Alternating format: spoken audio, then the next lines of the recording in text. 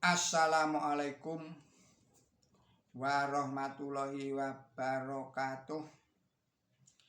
Kita lanjutkan lagi kajian kita yang ini sebuah makalah kristologi Qur'ani dengan judul Mencapai Kehidupan Surgawi antara konsep Islam dan konsep Kristen,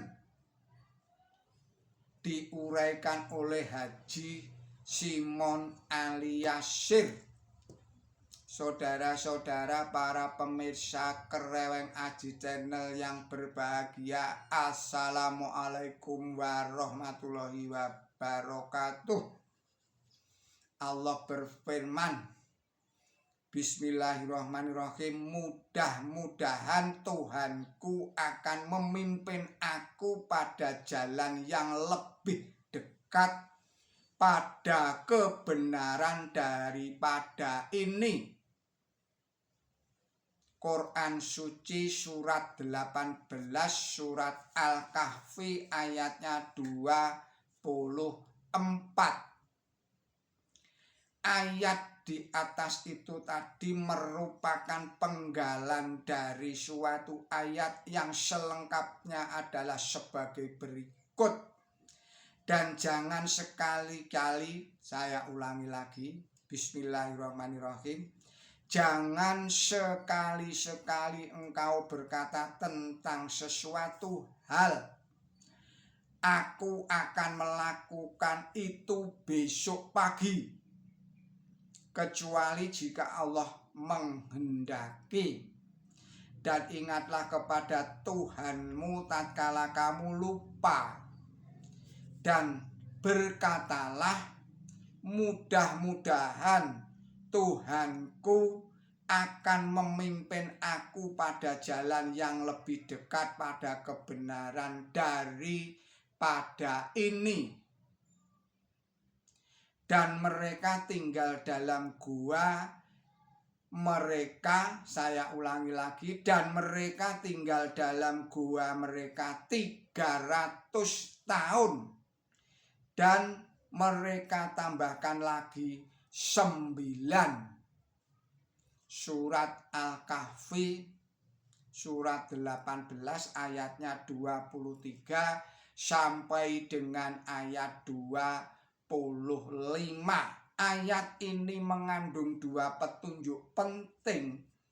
Petunjuk yang pertama adalah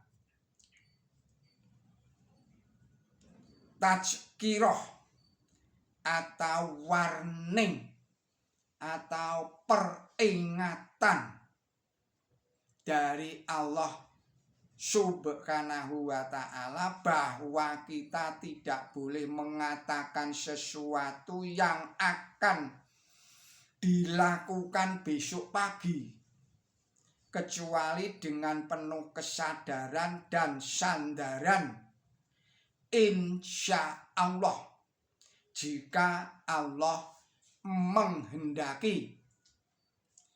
Mengapa? Karena manusia itu diciptakan lemah. Surat 4 ayatnya 28. Salah satu kelemahannya ialah tidak tahu akan peristiwa yang terjadi besok pagi. Hal ini termasuk barang yang gaib, yang hanya Allah Ta'ala sendiri yang mengetahui dengan pasti. Dan orang-orang tertentu yang diberitahu oleh Allah Ta'ala sebagaimana diisyaratkan di dalam ayat Bismillahirrahmanirrahim, yang maha mengetahui barang gaib, maka ia tidak melahirkan kegaibannya kepada seorang pun kecuali kepada utusan yang ia pilih. Surat 72 ayat 26 dan ayat 27. saudara-saudara para pemirsa Kereweng Aji Channel yang berbahagia, dalam praktek kehidupan kita sehari-hari, ucapan insya Allah ini sering kita salah terapkan. Kita salah menerapkan, yakni sebagai isyarat akan ingkar janji atau tidak memenuhi undangan atau kesanggupan yang kebiasaan ini seharusnya kita hentikan sejak sekarang ini. Contohnya bila diundang di dalam pengajian yang di dalam pikirannya atau bayangannya mungkin tidak bisa hadir, maka dia bilang insya Allah, dan ternyata pada hari undangan itu tiba dia tidak hadir. Saudara-saudara, janganlah kata-kata insya Allah ini dipakai sebagai abang-abangnya lambe, atau dipakai sebagai suatu sarana untuk menolak secara halus, atau dipakai sebagai alasan, atau dipakai sebagai penolak sumpah, penolak janji. Janji adalah janji yang harus ditepati. Kalau bilang insya Allah itu berarti dia sungguh-sungguh sudah menyadari, sebenarnya menyadari bahwa Allah itu menghendaki dia untuk hadir, tetapi dia tidak hadir. Nah, ini sebenarnya menyalahi apa yang sudah ditentukan Allah. Buktinya apa? Buktinya dia masih hidup hingga hari undangan itu tiba. Dia juga segar bugar, sehat walafiat ketika hari undangan itu tiba. Inilah, jadi janganlah kita sekali-sekali, marilah kita akhiri kata-kata yang seharusnya ini menjadikan semangat kita untuk menepati janji, tetapi dijadikan sarana untuk tidak menepati janji. Hal ini sering disalahgunakan oleh saudara kita, misalnya juga umat Kristen, untuk mengokohkan dogma mereka tentang kepastian jaminan masuk surga bagi kaum Kristen atau umat Kristen, dan untuk meninabubukan Islam, bahwa lewat Islam tidak ada jaminan pasti untuk memperoleh kehidupan surgawi. Mereka mengemukakan bukti, jika seorang Islam ditanya apakah Anda sebagai Muslim mendapat jaminan pasti masuk surga, seorang Muslim menjawab insya Allah.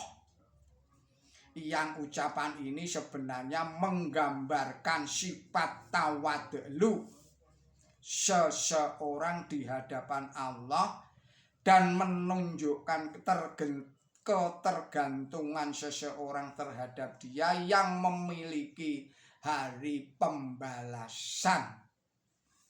Maka dari itu keliru anggapan saudara kita kaum Kristiani tersebut. Kekeliruan mereka bukan hanya karena menyalah tafsirkan ayat suci dengan perbuatan keliru umat Islam saja, tetapi juga bertentangan dengan ajaran Yesus Kristus sendiri. Yesus Kristus menyatakan bahwa tentang saat itu tidak seorang pun yang tahu.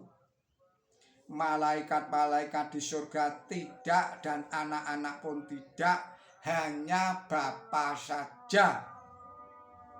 Kitab Markus pasal 13 ayatnya 33. Ayat ini menjadi dalil pasal ke-11 kredo iman Kristiani yang terdiri dari 12 pasal iman tentang kepastian jaminan mereka masuk surga. Itu sebenarnya hanyalah lamunan belaka sebagaimana diungkapkan oleh Allah Ta'ala di dalam Quran Suci surat 2 surat Al-Baqarah ayatnya 111. Saudara-saudara para pemirsa Kereweng Aji Channel yang berbahagia, kita akhirkan dahulu kajian kita kali ini. Mohon maaf atas segala kesalahan dan kekilapan, dan kita sambung lagi pada video yang berikutnya. Billahi taufik wal hidayah, ihdinas siratal mustaqim. Wassalamualaikum warahmatullahi wabarakatuh.